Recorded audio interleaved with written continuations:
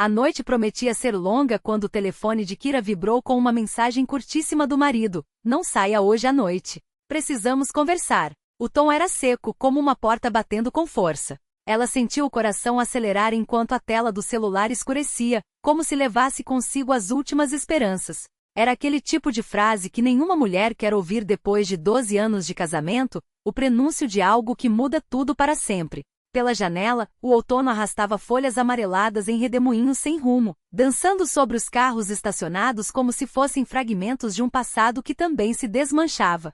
Kira apertou o telefone com força, como se pudesse extrair dele alguma resposta. As palavras de Vladimir ecoavam em sua mente, uma sentença, um veredicto. Ela tentou se distrair na cozinha, mexendo um caldo que há muito havia perdido o sabor, mas as mãos tremiam. Uma gota escarlate escorreu pela bancada branca, mancha que se espalhava como um presságio. Esfregou com a esponja, mas o vestígio permaneceu, assim como a sombra da desconfiança que há meses pairava sobre eles. Vladimir não era mais o mesmo. Chegava tarde e falava em monossílabos, revirava-se na cama como se lutasse contra fantasmas invisíveis. Seus olhares escapavam para algum lugar além dela, como se Kira já fosse uma estranha. Deve ter outra, pensava, enquanto imaginava alguma colega de trabalho jovem, que ria de suas piadas sem esforço e não o cobrava por meias espalhadas pelo chão. Uma mulher que não lembrava, todos os dias, daquilo que eles nunca conseguiram: um filho. 3 gravidezes interrompidas em 7 anos.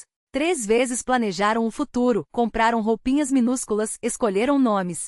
3 vezes a vida lhes roubou a esperança, deixando apenas o silêncio e uma dor que nenhum tempo apaga. Depois da última perda, 4 anos atrás, o assunto virou tabu. Ele se refugiou no trabalho, ela em vasos de plantas que encheram a casa como se pudessem preencher o vazio. Agora, entre samambaias e cactos, 2 estranhos dividiam o mesmo teto, separados por uma distância maior que 3 metros de sofá. Ao abrir a geladeira, Kira viu o retrato de uma vida comum: restos de frango, uma lata de atum, tomates murchando. Tudo igual a qualquer família de classe média, menos a família em si. Lembrou-se do início. Vladimir, então um projetista cheio de sonhos, que lhe presenteava com cravos vermelhos e declamava Mayakovsky com os olhos brilhando. Falava de uma casa no campo, crianças correndo, cachorros latindo.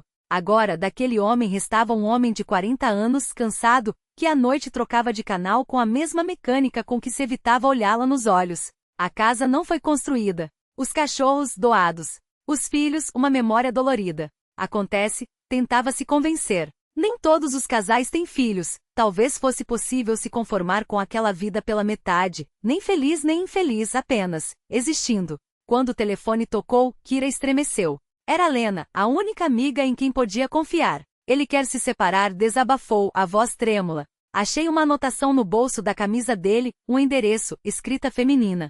Lena tentou acalmá-la, sugerindo que esperasse, que conversasse. Mas Kira já havia decidido, não imploraria. Se ele queria ir embora, que fosse. Afinal, ela ainda tinha tempo. 36 anos não eram nada, poderia recomeçar. Mas a ideia do divórcio doía como uma faca cravada no peito. Apesar de tudo, ainda amava aquele homem feio de amar. Seu jeito de franzir a testa ao resolver palavras cruzadas, o riso baixo diante de comédias ruins, a mania de ler jornal ao café da manhã.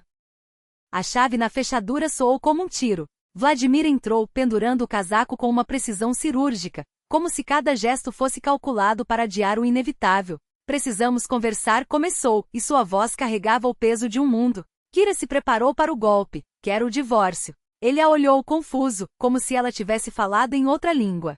"Divórcio? Do que você está falando?" O silêncio que se seguiu foi um abismo. "Eu sei de tudo", insistiu ela. "Você mudou, chega tarde, evita meu olhar." Encontrei um papel com um endereço escrito por uma mulher. Vladimir passou a mão pelo rosto, de repente envelhecido. "Kira", sua voz quebrou. "Eu fui demitido. Há 2 meses. O chão parece ter se aberto." "O quê?" Ele baixou os olhos, envergonhado. "Redução de pessoal." Não contei por quê, porque tinha vergonha. 40 anos e sem emprego, como um garoto. Kira sentiu o mundo girar. "Por que não me disse?" "Somos um casal." "Porque achei que arrumaria algo rápido." "Porque não queria que você me visse como um fracassado."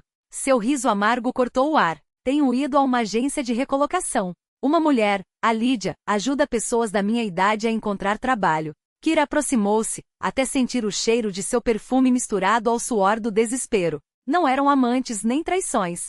Era apenas a vida cruel e imprevisível, testando-os mais uma vez. E então, entre lágrimas e palavras engasgadas, Kira entendeu. O verdadeiro medo não era perder um ao outro, mas enfrentar juntos o que quer que viesse pela frente. Porque, no fundo, ainda eram eles dois sobreviventes, unidos por uma história que nem o tempo nem as decepções haviam apagado completamente. O peito de Kira ardia como se alguém tivesse acendido uma tocha por dentro. Todas as suspeitas, todos os medos, cada acusações que ela construíra com tanto esmero desmoronaram de uma vez, frágeis como um castelo de cartas ao primeiro sopro de verdade. Desculpa, sussurrou, e a palavra quebrou no ar como vidro. Eu pensei que sabia o que você pensava. E ela sabia.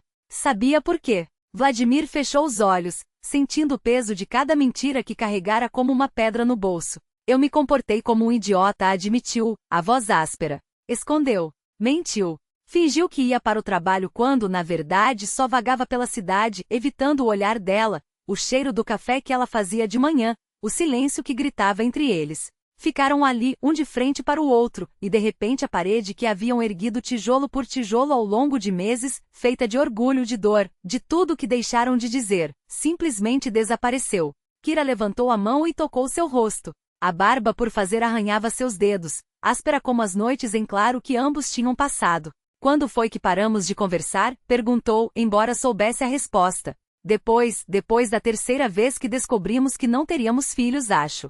E ali, naqueles segundos, ela entendeu, ele não a deixará de amar. Ele só não soube como segurar o peso de um sonho que desabara sobre os dois. Vladimir a puxou contra si, e Kira sentiu o tremor que percorria seu corpo, como se ele estivesse contendo algo há muito tempo. Deus, Kira, como eu poderia deixar de te amar? Você é a única coisa boa que me restou. E foi assim, abraçados no meio da sala, iluminados apenas pela luz amarela e trêmula da luminária sobre a mesa, que o mundo lá fora deixou de importar. As sombras da noite se espalhavam pela janela, mas dentro daquele apartamento, pela primeira vez em meses, fazia calor. Não era o aquecimento, não eram as paredes.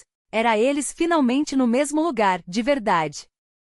E agora? Perguntou Kira, a voz baixa, como se temesse que a realidade os alcançasse de novo. Vladimir suspirou. Denis fica por um mês, talvez um pouco mais. Com a sua renda, vamos conseguir pagar só o essencial. Talvez tenhamos que vender o carro. Ela assentiu, os dedos apertando levemente a camisa dele. Não importa. O que importa é que vamos enfrentar isso juntos. Mas mesmo enquanto falava, Kira sabia, os números não mentiriam.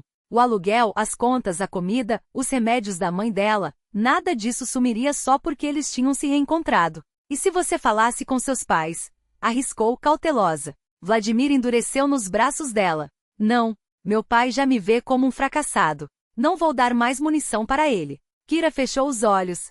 Orgulho masculino, pensou, sempre mais importante do que a sobrevivência. Mas não discutiu. Não naquela hora. Então vamos encontrar outra saída, disse firme. Posso pegar um segundo emprego à noite.